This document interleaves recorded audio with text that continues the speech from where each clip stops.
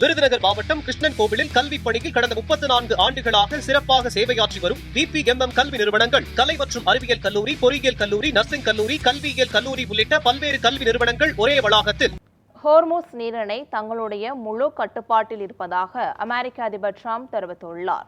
மேற்காசிய போர் காரணமாக உலகின் முக்கிய சரக்கு கப்பல் போக்குவரத்து கடல் வழியான ஹோர்முஸ் நீரிணை முடக்கப்பட்டுள்ளது. இதனால் எரிசக்தி விநியோகத்தில் கடும் பாதிப்பு ஏற்பட்டுள்ளது. இந்த நிலையில் ஹோர்முஸ் நீரிணை முழுக்க அமெரிக்க இராணுவத்தின் கட்டுப்பாட்டில் உள்ளது என்றும் அது வேறு யாருடைய கட்டுப்பாட்டிலும் இல்லை என்றும் அமெரிக்க அதிபர் டிரம்ப் தெரிவித்துள்ளார். ஹோர்முஸ் நீரிணையை கட்டுப்படுத்தும் விவகாரத்தில் அமெரிக்காவும் ஈரானும் தொடர்ந்து மாறி மாறி அறிவிப்புகளை வெளியிட்டு மோதல் போக்கை கடைபிடித்து வருவது குறிப்பிடத்தக்கது.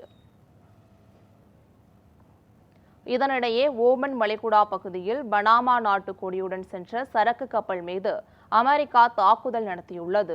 ஈரான் துறைமுகங்கள் மீதான அமெரிக்க கடற்படையின் முற்றுகையை மீற முயன்றதால் அந்த சரக்கு கப்பல் மீது தாக்குதல் நடத்தப்பட்டதாக அமெரிக்க இராணுவம் தெரிவித்துள்ளது.